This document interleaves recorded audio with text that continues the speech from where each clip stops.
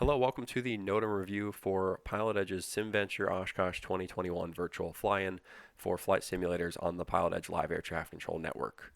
This NOTAM and the event will mirror the actual EAA AirVenture fly-in in order to prepare pilots to fly into AirVenture and also just give enthusiasts a good idea of what it feels like to fly into AirVenture. However, for all the lawyers out there, this NOTAM should not be used for any sort of real-world planning or preparation, even though it mirrors the actual NOTAM very closely. We do not want you to use this for the actual event. If you are looking for the actual AirVenture NOTAM for the actual EAA AirVenture Oshkosh event in the real life airplane, please visit EAA.org for that. This has no FAA or real world aviation affiliation. It's not to be used for real navigation, and you should only use this NOTAM on the Pilot Edge Flight Simulator online network. With that being said, like I mentioned, it does mirror the actual NOTAM very closely, and we'll get into a few of the differences in just a moment here. For the purposes of the video, I'm going to be going through the Microsoft Flight Simulator 2020 version of the NOTAM. We do offer 3 different versions of the NOTAM, and you need to be looking at the correct one for your flight simulator. So it's the FS 2020, X-Plane 11, and FSX and Prepared. So FSX and Prepared are very similar, so we put them in the same NOTAM. So there are 3 different versions. Make sure you download the correct one from pilotedge.net/SimVenture. So the first thing we're going to do is take a look at the table of contents here. These are all quick links. You can click on any of these to pop over to that section. This is a 30-page NOTAM. However, I don't want you to be concerned about that. Don't be overwhelmed. Most of it is just pretty basic stuff. It just really takes you through the heart of how to operate at SimVenture. So the differences between real-world AirVenture and SimVenture, this is very important if you are planning to fly to AirVenture, the actual AirVenture. It's also important if you have flown to AirVenture before and you are going to be flying at SimVenture, so you kind of know the differences and what to expect there. Like I said, it's very, very close to the actual thing. There are just some very small differences here. For instance, everyone's going to have clear skies. You need to make sure you set your simulator correctly. It's always a beautiful day at SimVenture. VFR only, no IFR, and a few of these other instances here that you can look at. VFR flight plans have to be filed. That's for Pilot Edge data tracking, so you want to make sure you get that done. And then on the right side, it tells you how it differs from the real-world AirVenture. Those of you who joined Pilot Edge for the 2020 SimVenture event last year, you can see some of the big changes to this year's event. One of the big changes that's actually mirrors the real-world event is the addition of the transitions to the Fisk Arrival. So you have the Puckaway Lake transition, the Green Lake transition, and the Endeavor transition. We'll discuss that a little bit later in the NOTAM. So here's the real beginning of the NOTAM. It's got some definitions here for you to read through. And throughout this whole briefing, the purpose of this is just to kind of guide you through, give you a little bit of an understanding on what the NOTAM means. But I'm not going to read it word for word. I still do expect everyone to download the NOTAM and brief it and read it themselves. You have definitions here. This just defines everything that's going to be referenced in the NOTAM as far as the little towns and cities, as well as some of the VFR waypoints as well that are in your GPS. All altitudes in the NOTAM are MSL. So just a brief overview of the NOTAM. It'll simulate the famous Fisk and Warbird arrivals in Oshkosh. That's for piston and turboprop aircraft only, fixed-wing turboprop and piston aircraft. Once you land at Oshkosh, you can actually start your flight at Oshkosh if you want. But if you are arriving in Oshkosh, you can either taxi to parking and end your flight there. You can taxi to parking and watch some of the show just from your outside view of your sim. Or you can taxi straight back for takeoff, get back in line for another arrival into Oshkosh.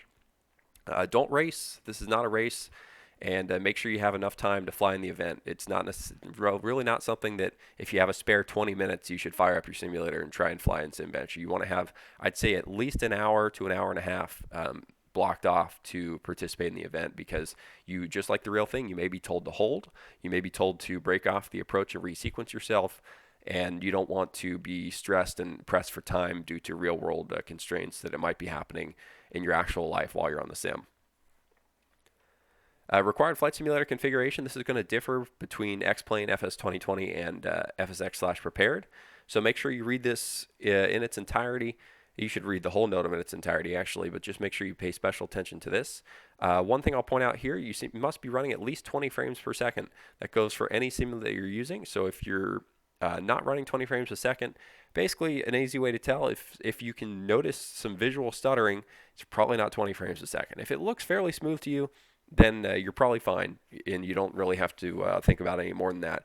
But if you are getting some stuttering and it's lagging a little bit, you need to make sure you turn those graphic settings down. However, don't turn them lower than what you see down here. And each simulator NOTAM has details on the minimum settings you have to have as well. And the reason you need those 20 frames per second is just because you're going to have to be able to maintain your place in line, essentially. Therefore, you need a 1-to-1 simulator to time ratio. If you are running at less than 20 frames a second, you're going to be moving considerably slower than your airplane should be. Therefore, when you're flying 90 knots over the railroad tracks, you actually might be flying somewhere closer to 70 or 80 knots as far as the relative speed to the traffic around you, and that is going to really mess things up. And we might have to remove you from the event if we notice that you're going considerably slower. So just make sure that you are 20 frames per second or more. And you can use the autopilot if you'd like. That'll help you maintain straight and level flight. Just make sure you kick it off when it's time to rock your wings. All right, your pre-flight and flight planning. This is a VFR event. We talked about that already. No flight following. I got some moving map options we'll talk about later in the NOTAM here, but it's highly encouraged that you use something like ForeFlight, or even in Microsoft Flight Sim 2020, you can use the default map and see traffic on there. All pilots must file a VFR flight plan. You got to do that first at pilotage.net/flight plan. Make sure you're logged into your account there. You'll note your flight plan there, and then only one flight plan is necessary per day unless you're going to be changing your aircraft or call sign. So all that means is if you're going to be flying the same Skyhawk all day, whether you're going to making 2 or 3 approaches, the event runs between 3 and 4 hours per day through the July 14th through 18th. You only need one flight plan. However, if you're going to change from a Skyhawk to, say, a Baron, just go ahead and head over to pilotage.net and refile that flight plan. Check your radios before you depart. Imagine getting all the way to Oshkosh and you can't hear anything. So the Pilot Edge offers a self-radio check. Make sure you tune both COM 1 and COM 2. This the biggest error we see is that people don't tune both radios to COM 2345 is the frequency. So this is a specific to Pilot Edge self-radio check that you can do. You'll notice some examples of what your radio should look like once you're successfully tuned to COM 1 and COM 2, both on the same frequency and both on. It'll essentially loop back, so you'll transmit, say, on COM 1. You'll hear yourself loop back on COM 2. This is a virtual thing that Pilot Edge does in order for you to check your radios on your own. If you have any issues with your radios, you can click the FAQ there, and that'll explain what to do and how to get some help. Departing for Oshkosh. So if you're departing some other airport, anything other than Oshkosh, you're gonna this page is going to be pertinent to you. Pilots will load up their flight on the ramp at any airport and begin their journey to Oshkosh. ATC will only be provided outside of outside of the everyday Pilot Edge coverage area. ATC will only be provided at Oshkosh and Fond du Lac airports, and on the Fisk Arrival, of course. Treat all other airports as non-towered. So as you can see, this is the everyday Pilot Edge coverage area in the shaded yellow and shaded green down to the lower left. So if you were to depart from, let's say, somewhere in Illinois and head up to Oshkosh, you would be it'd be all class Golf airspace. It's just using Unicom frequencies. Don't expect any ATC out there until you get to Fisk or Fond du Lac for the Warbird arrival, for Fond du Lac, Fisk for the Fisk arrival.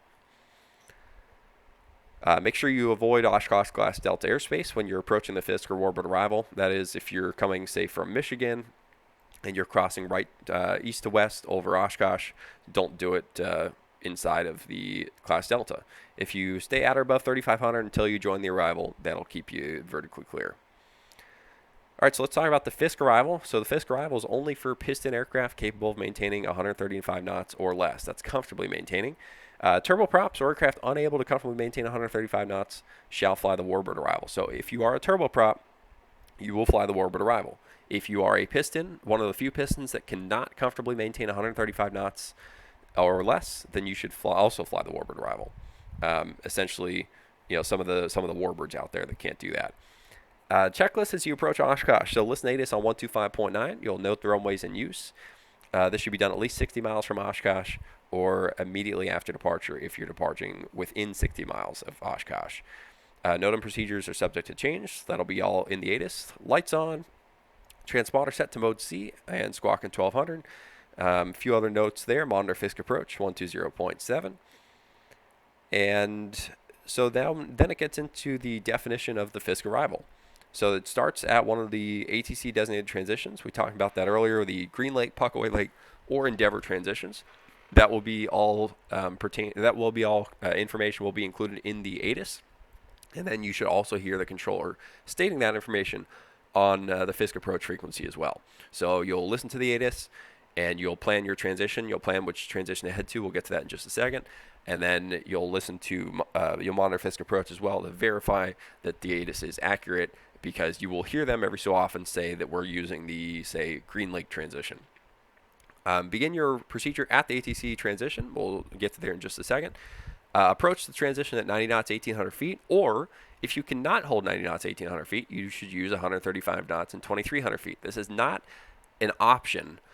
Neither of these should be an option. It's either you can fly 90 knots comfortably, for instance, a Skyhawk, a Skylane, a Piper, Cherokee, Mooney, something like that. You can fly that, or you cannot hold 90 knots comfortably, so therefore you fly 135 knots and 2,300 feet. Keep in mind, eventually you are going to need to slow to 90 knots anyways, but that will be in your final approach phase. So if you are flying something a little bit faster, like a Lancer, for instance, then that'd be a good airplane to use 135 knots and 2,300 feet. Just keep in mind, again, though, you'll have to likely drop the flaps in the gear as you slow to 90 knots later down. Pick out an aircraft of similar speed and type to follow, or remain at least a half mile in trail of the aircraft you're following. Don't overtake anyone. This is really big. You need to maintain at least a half mile in trail. Shoot for exactly a half mile, but aim on the side of a little more than a half mile. The sims can make it a little bit difficult to see these airplanes. You can certainly see them within a half mile to a mile or so. Getting beyond a mile gets a little bit tough, but that's why we also recommend the use of a moving map application such as Preflight, or in the instance of FS 2020, you can just use the map that's in there. That will show the traffic. You can also use the Pilot Edge live map. We'll get to that later on. Don't S-turn to follow another aircraft. You're too close to the aircraft in front of you. Don't hit the brakes. Don't S-turn. By hit the brakes, I just mean, pull the flaps out and start slowing below 90 knots, because that's going to create a giant ripple effect behind you. So you have that all ties into earlier where we said make sure you have enough time to actually fly this whole arrival, and potentially do it 2 or 3 times, because you might get sent back around. As far as the Fisk arrival transition points go, monitor Fisk on 120.7. And I'm just reading up here in the top left. Every few minutes, ATC will advise a transition in use. So you'll hear that like we already talked about. Here's a good visual representation of the different transitions. You have Ripon right here on the right, and that's only going to be used during periods of low traffic volumes. You might hear air traffic control say, hey, just proceed to Ripon. We're just, it's pretty slow right now. Everyone just come right into Ripon. And that's where you're going to head, to Ripon. There is a GPS fix for all these. So VP RIP for Ripon, VP GRN Green Lake, VP PLK for Puckaway Lake, and VP ENV for Endeavor. You're going to join at one of those transitions, and you're just going to follow the dash line at your but your prescribed altitude and speed, either 1,800 feet, 90 knots, 2,300 feet, 135 knots, all the way to Ripon, and then furthermore down the tracks over to Fisk. This just defines the transitions here. So, for instance, we'll just read one of these. The Green Lake transition starts at the southwest corner of Green Lake, which is 26 miles southwest of Oshkosh, for those wondering.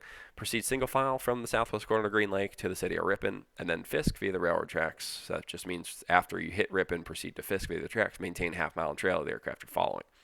I will note that this and this goes really for all the transitions, but maintaining appropriate in-trail spacing will improve the likelihood of continuing inbound later on the procedure.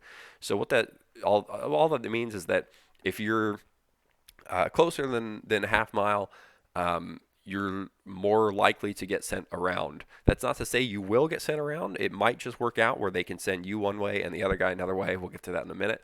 But if you're too close to the guy in front of you, it just might not work, and ATC is going to send you back all the way to the starting point of the arrival. You have the Endeavor transition here as well that you can be familiar with. And then, again, during low periods of traffic, ATC may send you to Ripon. So inbound over Ripon. So all those, if you remember this map up here, everything sent us to Ripon. Ripon is a small town that you should know from the definitions on page 2 or page 3, whatever it was.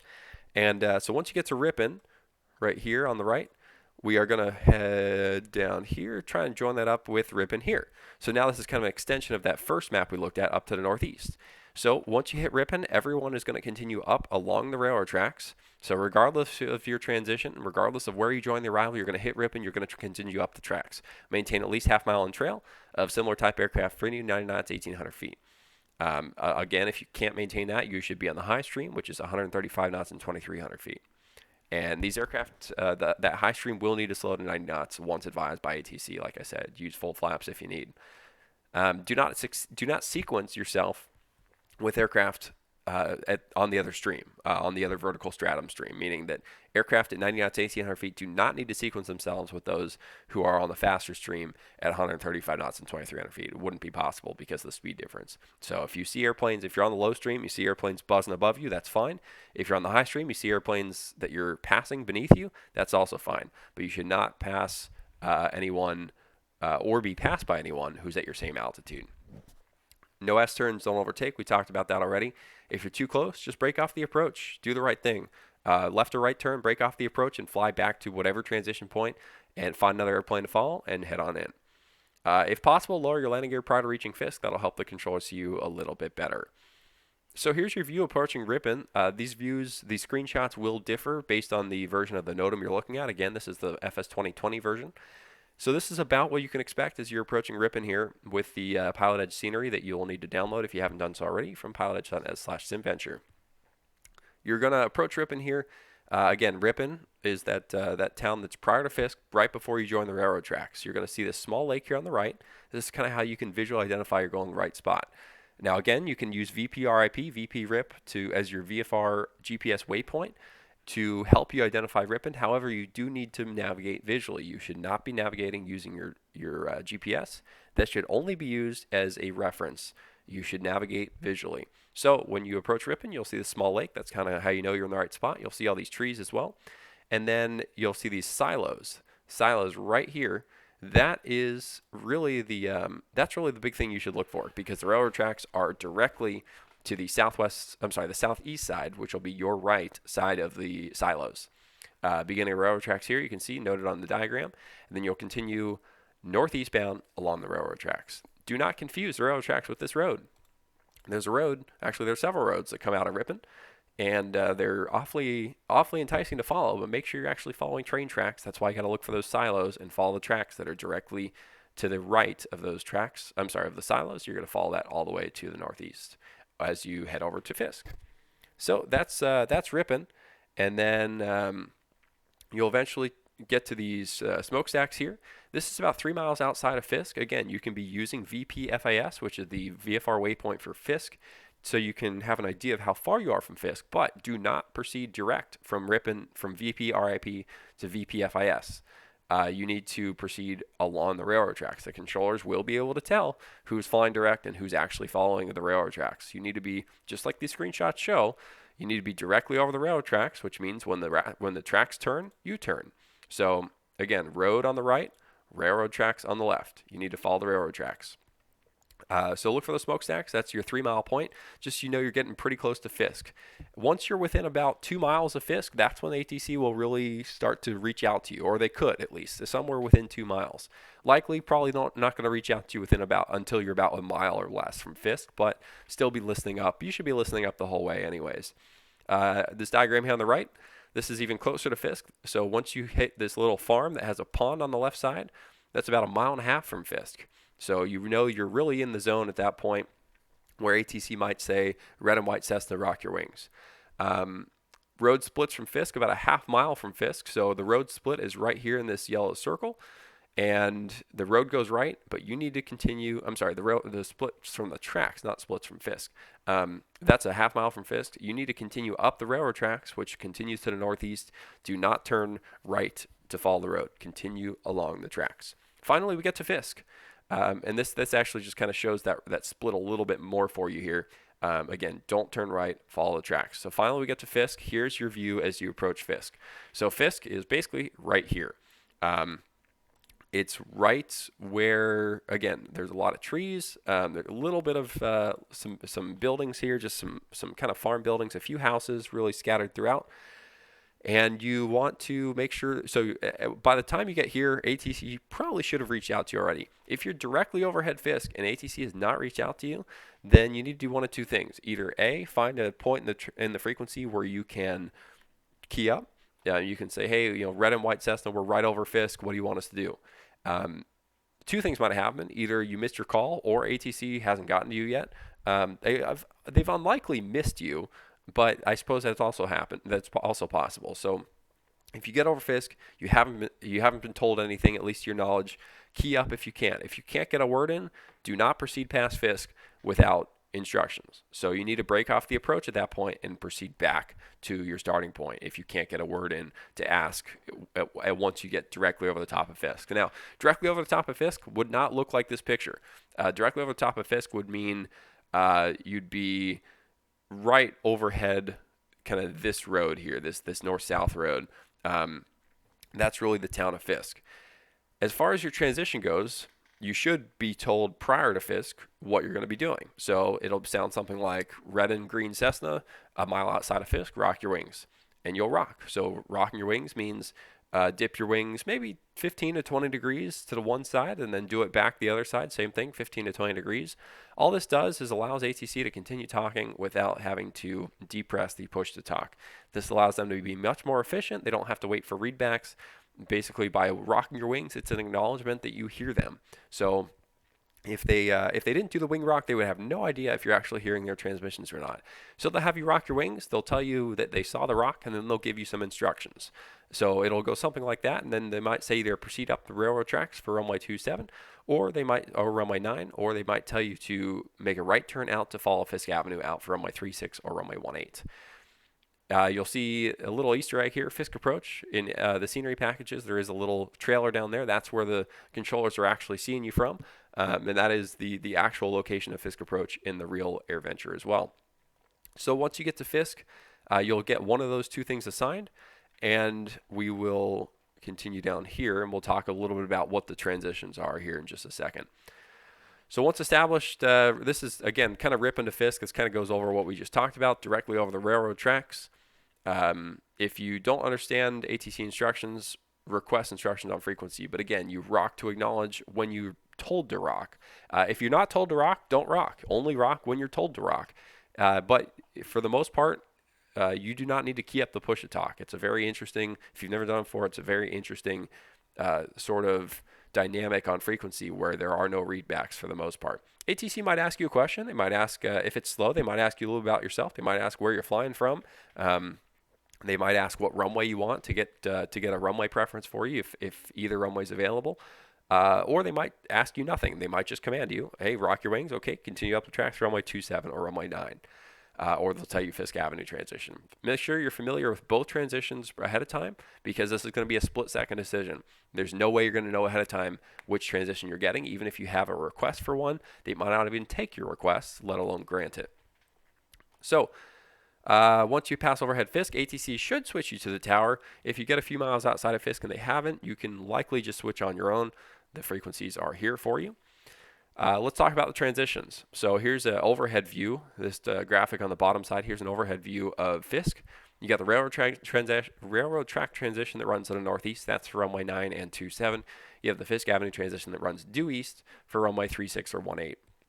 Let's start with the railroad track transition. So it says from Fisk, continue following the railroad tracks northeastbound to Oshkosh. This is the easy one because you're already following the tracks, so you basically just keep doing what you're doing, especially if you're already 90 knots and 1,800 feet for the low stream. If you're in the higher stream, the faster type, ATC should tell you at this point to begin your descent and start slowing. But if you're on that low stream, you really just literally keep doing what you're doing. Keep following the tracks, maintain that speed and altitude. You're doing great. Faster type, you'll be told to descend and slow, and you'll continue following the tracks. ATC will call out to you to enter the pattern. So basically what that means is that once you get the switch from Fisk Approach over to Tower, they'll say monitor Tower 118.5. That just means monitor. Do not contact Oshkosh Tower. You will just set 18.5 in your radios. You'll monitor it, and you'll wait to be called. Expect to be called somewhere on the downwind. So you're going to make that downwind on your own. So continue northeast along the tracks. You're going to get over this gravel pit here. There's a gravel pit just northwest of the airport. You're going to get it's a big rock quarry. You're going to get over that, and you're going to begin your right down for runway 27 if runway 27 is in use. If runway 9 is in use, you just kind of cut off the tracks and head straight in for runway 9. So you're going to continue down, wait for that right downwind for runway 27. We're assuming 27 is in use in my example here, and we'll get to the runway approach instructions in a little bit. Fisk Avenue transition is a little bit more complex, but not too bad. You just have to know what to expect here. So navigate due eastbound along Fisk Avenue. So this will sound like red and white Cessna rock your wings, and they'll say good rock. They'll say red and white Cessna make a right turn for Fisk Avenue, or they'll say for the east-west road, they might call it the east-west road as well. You'll make a right turn. It's this east-west road that heads just out of Fisk eastbound. Now, we're going to head back up real quick to this graphic. You'll see this is Fisk Avenue. It's not the most inviting road. In fact, it's not even the most inviting road that you're going to see when you approach Fisk. That's why there's this big red box here that says Highway 44, not Fisk Avenue. Do not follow Highway 44. The easiest way to make sure that you get over Fisk Avenue and not Highway 44 is to reference where Fisk is and look for the road that runs due east out of Fisk. That's Fisk Avenue. In fact, this is actually Fisk Avenue right here, but it takes a short break and continues again on the east side of Highway 44. So make sure you're going eastbound along Fisk Avenue. We'll talk a little bit more about that in a second as well. Navigate eastbound along Fisk Avenue. There's a microwave tower located approximately a mile east of Fisk Avenue and a quarter mile south of Fisk Avenue. All that means is there's a little microwave tower, which is essentially a radio tower that sits just south of Fisk Avenue. You need to navigate somewhere between Fisk Avenue and the microwave tower. You've got about a quarter mile of navigation room while you're following Fisk Avenue. If you can't find the microwave tower, just overfly Fisk Avenue eastbound. You'll be fine. Make sure you're on a 90 heading, though, and we'll get to that in a second. Roughly a 90 heading, I should say. So here we go. So Fisk Avenue is a long straight road that runs about a 090 heading from the town of Fisk. Do not confuse Highway 44 with Fisk Avenue. See the diagram below. We'll take a look at that. If you're following a curvy road heading northeast, you're probably following Highway 44, and you should correct back to Fisk Avenue immediately. So let's look at this diagram and see what that means. So we hit Fisk over here in the bottom left. We turn right. Again, Highway 44 runs this red road here up to the northeast. That's that very inviting road. So if you get over what you think is Fisk Avenue, you need to take a look at your heading bug. I'm sorry, your compass router, and see what heading you are flying. And if it is anything other than maybe a 090, 095, really within about 5 to 10 degrees of a 90 heading, then you're probably following Highway 44. Your second clue will be that Highway 44 has some bends in it. You can see it's kind of curvy. Fisk Avenue is completely straight. So make sure you're following the straight road out to the east. If you realize that you are following Highway 44, just make that right turn immediately to get back to join Fisk Avenue. Again, faster type aircraft to approach Fisk at the high stream, 2,300 feet, 135 knots, will be instructed to descend and slow. Maintain, once those airplanes have descended and slowed, maintain 90 knots, 1,800 feet till it's time to descend to the runway. ATC will call out to you to enter the pattern. Somewhere around Interstate 41 here, which is that yellow north-south interstate. And again, Fisk approach will tell you to monitor 126.6, which is the south tower frequency for 18 and 36 runways. And you'll just monitor them. You'll keep doing what you're doing along Fisk Avenue and wait for instructions. Fisk holding. It says up here, if you hear nothing about holding, you can disregard this entirely. This is only to be referenced if Fisk approach is sending people into holding. So again, if you're not hearing anything about holding, skip over this entirely. But if Fisk approach says, hey everyone, we're about to go into holding, then you need to reference page 16 here, which is Fisk holding. ATC will advise on 120.7 when holding is necessary. If they instruct your aircraft to hold, if they instruct aircraft in your area to hold, follow these published holding procedures. So they might say, all aircraft hold over Green Lake, in which case you need to look and find the Green Lake hold, which is shown above right here. So it's a counterclockwise hold. It's a rectangular pattern just around Green Lake there, just a VFR hold. You're going to hold at 90 knots, 1,800 feet, or 135 knots and 2,300 feet, again, if you're on the high stream. So you're just going to hold in your streams, try and maintain your separation. That'll be easier to come out of holding later.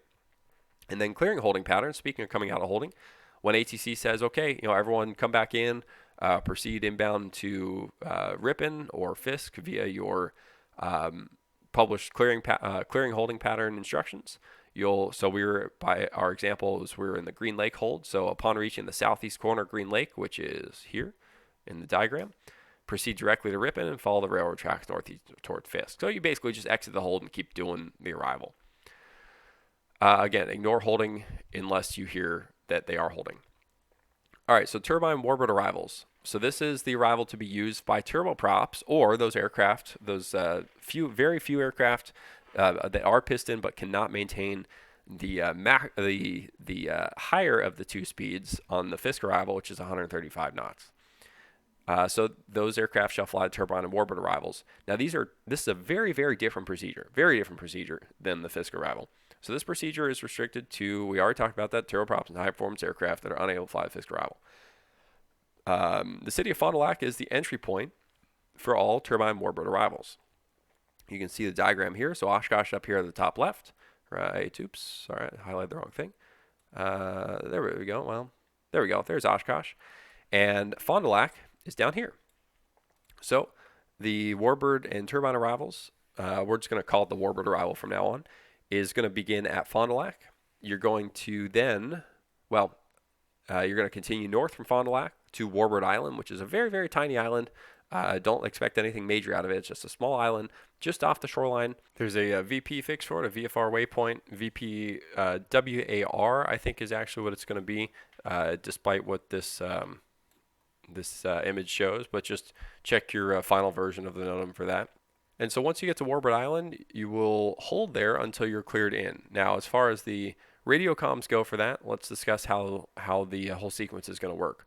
So first off, you need to monitor the Oshkosh ATIS on 125.9, and that's just going to give you your arrival runways.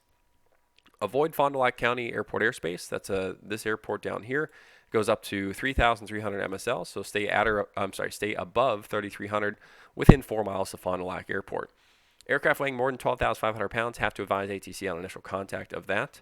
Unlike the Fisk VFR arrival, two-way comms are required for this procedure. Again, I said it's very, very different than the Fisk arrival. So let's see how this is going to work. So all aircraft shall report to Oshkosh Tower when over the city of Fond du Lac and again over Warbird Island on the appropriate tower frequency. It tells you what frequencies to use here. So when runway 36 left and right are in use, report on 126.6. This is why it's important to get the ATIS ahead of time. Otherwise, report on 118.5. Essentially, when 36 left and right are not in use, i.e. when runway 18 left or runway 18 right is in use, you'll be reporting on 18.5. Examples, black and red King Air, Fond du Lac, red TBM, Warbird Island. So let's pretend we're a white TBM. I said a red TBM, didn't I? Let's pretend we're a white TBM and we're over Fond du Lac. So we call up on, we'll say 36 left and right are in use. So we'll call up on 126.6.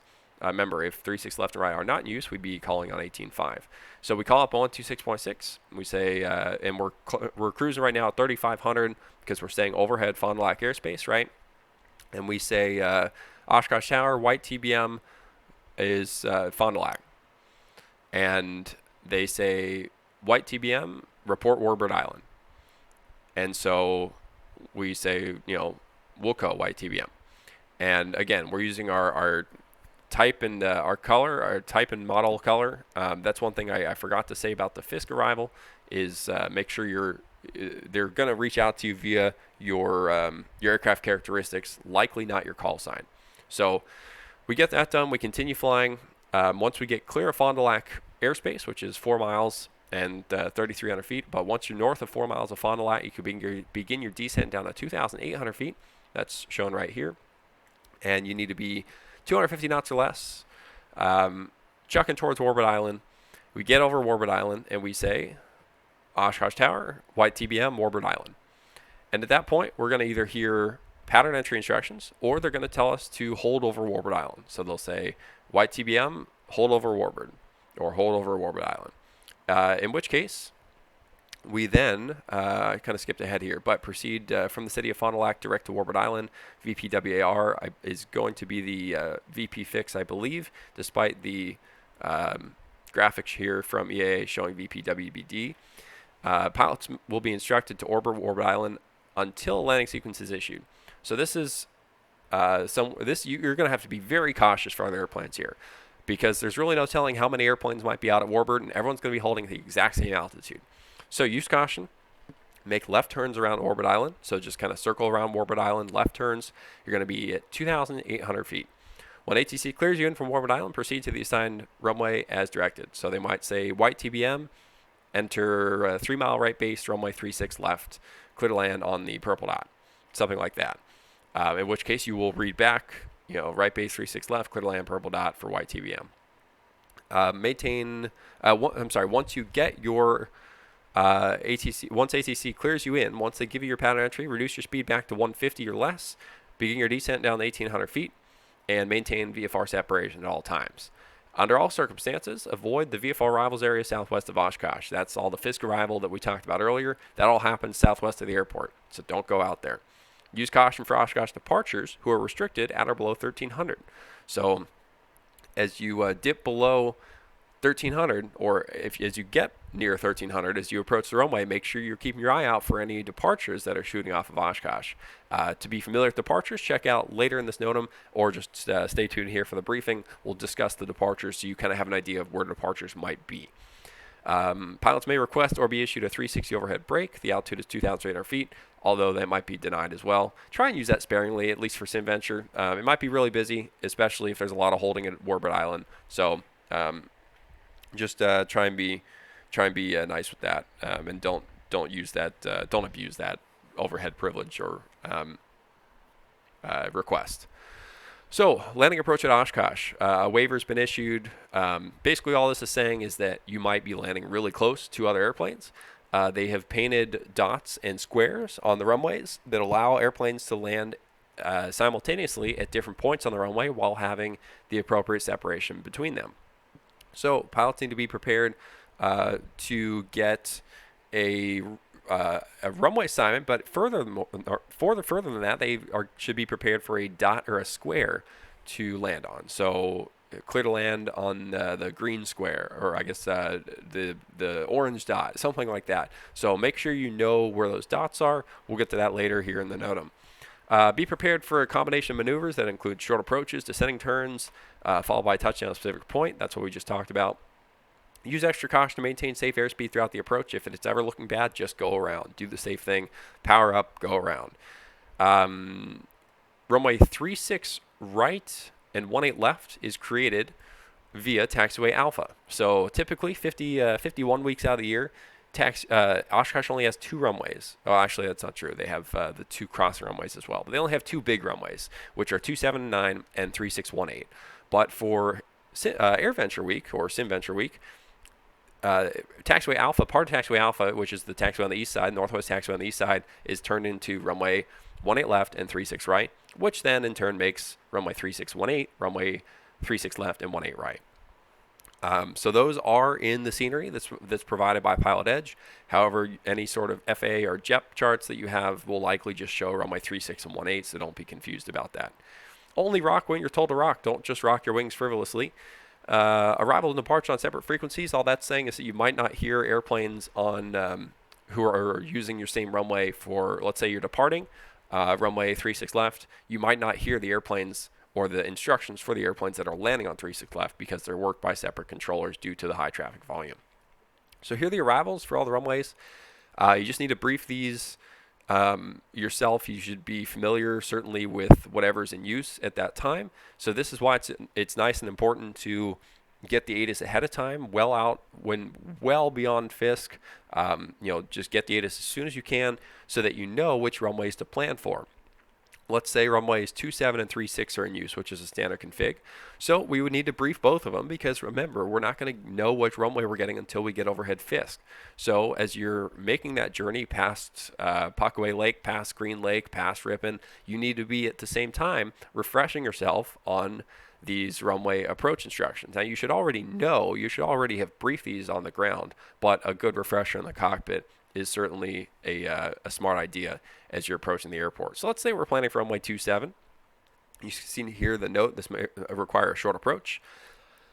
If a go-around is necessary, notify ATC immediately. Turn base prior to reaching the shoreline. Do not continue past shoreline until advised by ATC. So you can kind of join this up with what we talked about with the railroad track transition a few minutes ago. So if you're coming from Fisk, which is out here on the left, here are the railroad tracks depicted here in the gray hashes. So you continue up the tracks, 1,800 feet. and then you join the right downwind just shy of the gravel pit. You're going to continue on that right downwind. That's when ATC is going to pick you up. They're going to say red and white Mooney on the downwind, rock your wings, or they might not have you rock. They might just talk to you, and they'll tell you to start your descent. But even if they don't tell you to start your descent, you'll begin your descent by midfield. So you'll be at 1,800 feet, 1,800 feet, 1,800 feet, and then you'll start your descent down to the runway. Do not continue past your shoreline until, do not, let me rephrase that, turn base prior to the shoreline unless advised to continue by ATC. So if ATC does not tell you otherwise, you need to turn base before the shoreline. Keep in mind, you're going to have the Warbird and arrivals coming from the east here. This graphic does mention IFR traffic. That's just because it's taken directly out of the EA NOTAM, which obviously they do allow IFR traffic at the actual AirVenture. So here are your landing distances here, so you get an idea with the orange and green dots. The white dot is not used for runway 27. That's why there's no distance. But you might get the orange dot, you might get the green dot, or you might even get to an instruction to land on the numbers, which is the full length there, the display threshold, which is 5,600 and change. After landing and where speed permits, you really need to read this instructions here. These are really important. All aircraft, even the larger turboprops, are required to exit the runway to the right into the grass as directed by ATC. So you land 27, you need to exit off to the right. This is an angle off the runway. You do not slow down to 10 knots and make a 90-degree turn. No, everything needs to happen fast. Once you get to a fair speed to angle off into the grass, you need to do so. Make a 20 to 30-degree turn off to the right and just proceed straight into the grass. Exiting on a taxiway takes too much time. The grass rolls smooth at taxi speeds, and all aircraft should angle off the runway into the grass. Plan to exit to the right, exiting to the right. Whether you get an instruction for it or not, if you are told to exit left, if you're specifically told to exit left, then they have a good reason for it. But if you're not told anything, exit to the right. Most likely, they'll tell you to exit to the right. After exiting, follow the cones and flagmen. We'll take a look at the flagmen in just a second as you taxi to parking or back for departure. We have one of those for every single runway. We will go over 18 right as well, just because it's a little bit complex.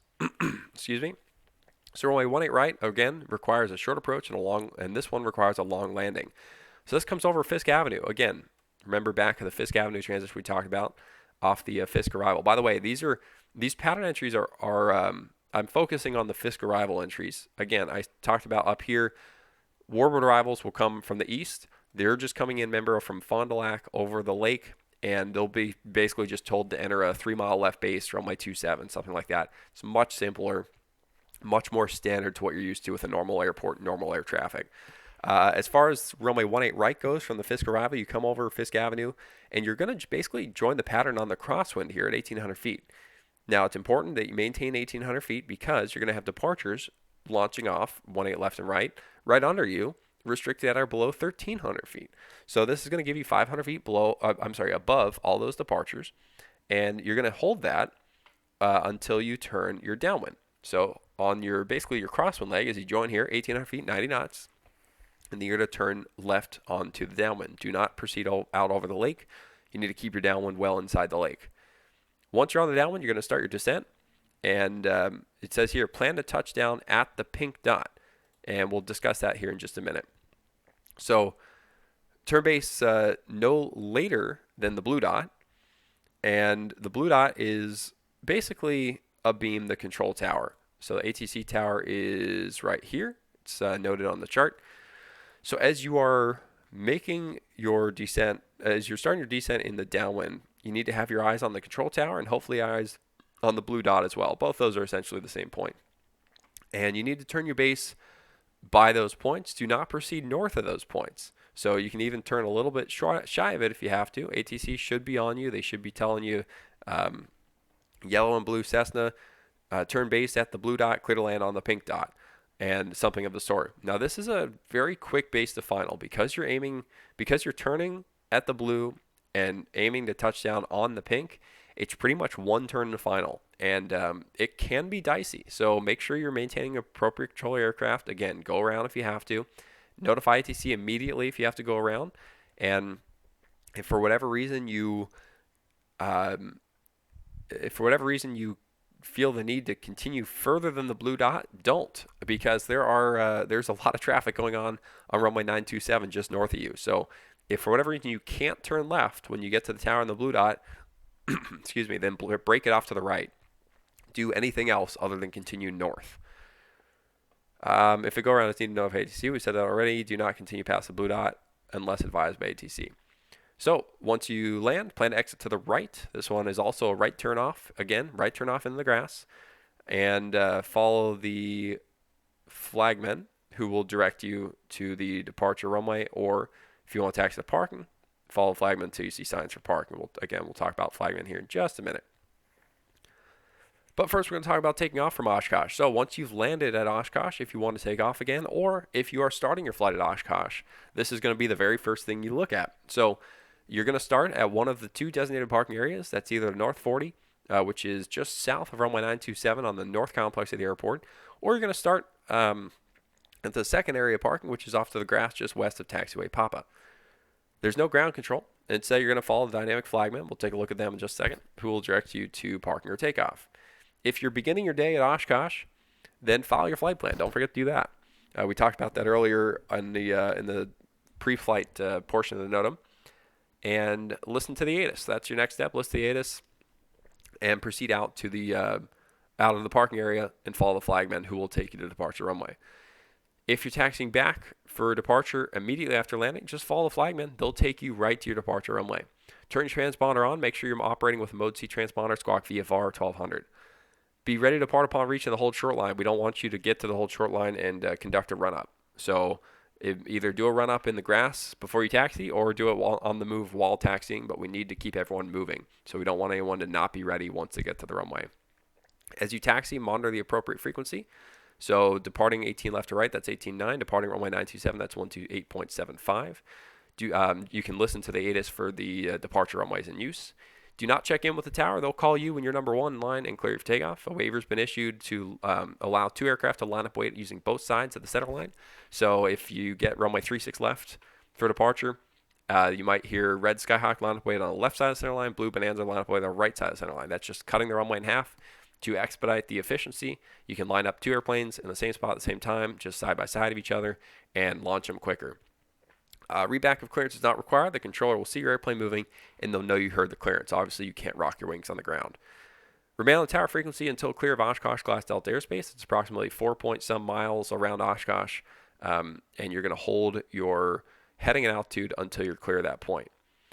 Refer to the next page for departure instructions. Here's all your landing lengths. Your runway departure lengths if you care. And mandatory Oshkosh departure instructions. This is a very, very important graphic here. So you need to figure out what runway you're departing from. So 18, let's say you're departing from 36 left. So runway 36 left is right here. Turn right to a heading of 150 prior to the control tower. Stay at or below 1,300 feet until clear of Class Delta airspace. So you're departing. You're making a right turn before the control tower. Again, that's that blue dot control tower. Same sort of reason why we don't want to continue north when we're on that down for the 18s, because there's a lot of traffic on the north side. So turn right to a heading 150 before the control tower. You're going to want to make that really as soon as practical. And then at or below 1,300 feet till you're clear of the delta. So you're just going to hold that 150 heading all the way for about 4 to 5 miles. 4.7 miles exactly is what the graphic says here.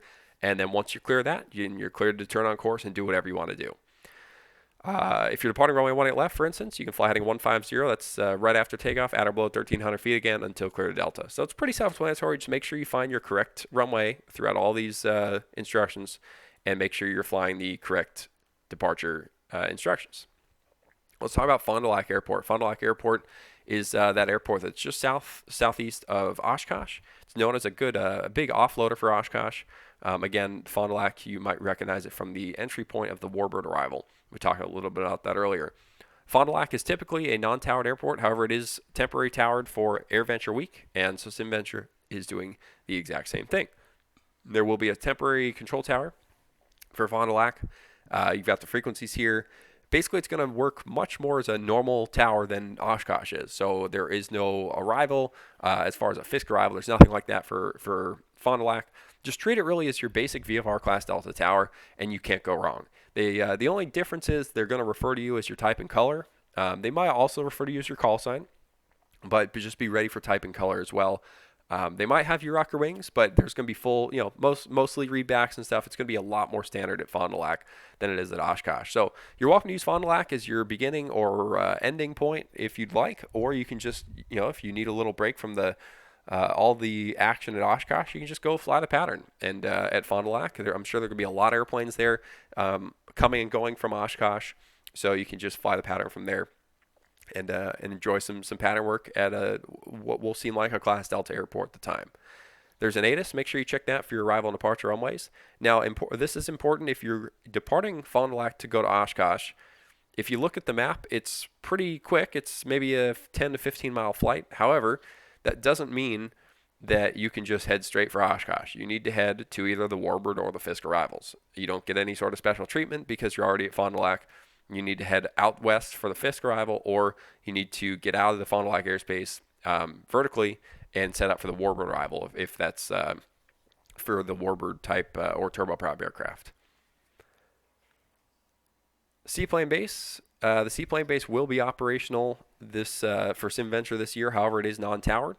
All the information is here. Make sure you operate with your transponder off. That's the only kind of the weird thing that's for SimVenture specifically. At AirVenture, you would operate with your transponder on, but there is a note there that says it's only for SimVenture. And the big thing here is that the Seaplane Base is located within the Class Delta at Oshkosh. So just make sure you're really paying attention to these instructions.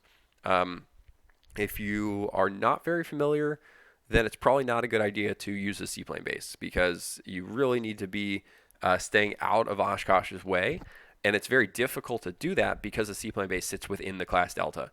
So all the information is right here on the NOTAM. It's pretty self-explanatory, so I'll just let you read that on your own if you plan to use the Seaplane Base. However, I really ask that you only operate the Seaplane Base if you really know what you're doing and you feel very comfortable about the procedures there. All right, let's talk about dynamic flagmen. We've seen flagmen several times within the past few minutes in the NOTAM. So this is a new piece of technology that Pilot Edge is rolling out for SimVenture, and the dynamic flagman will be placed dynamically in real time into your flight simulator to direct you where to taxi. This allows us to run different flows, which means different runway configurations. SimVenture last year only had one runway configuration for the entire week. This year there will be multiple runway configurations, and that's made possible due to the dynamic flagmen who can reposition themselves based on the runway in use. Now, the scenery does come with some flagmen that are already in there, but that's already been determined that those flagmen basically can stay there in every flow, and then the ones that have to change will be injected in real time by Pilot Edge. So once you download the scenery and you load it up, and before you even connect to Pilot Edge, you'll probably notice there are some flagmen in there. That's normal. And then once you connect to Pilot Edge during the event operating times, the rest of the flagmen will populate themselves into your simulator. The biggest thing for you to know is there are three signals, which are turn left, continue straight, and turn right. Basically, this could be, you need to use a little bit of common sense when you look at them. For instance, let's look at the turn left guy. So if you're approaching an intersection and you see this guy make a turn left sort of gesture there, then you need to turn left at the intersection, most likely.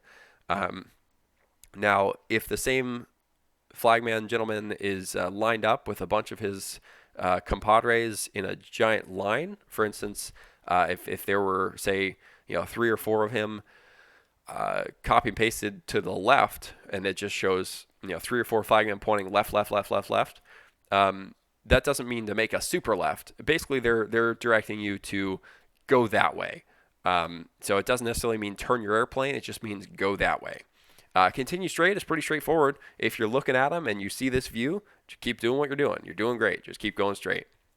And then turn right is basically just the same thing as turn left, but the opposite.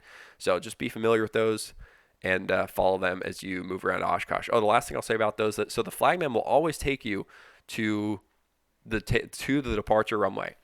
If you are on arrival, you need to follow the flagman until you see signs for parking, and then follow this parking sign. So you'll follow the flagman, keep your eyes out for yellow taxiway signs that say parking. When you see that, turn and follow the sign to parking.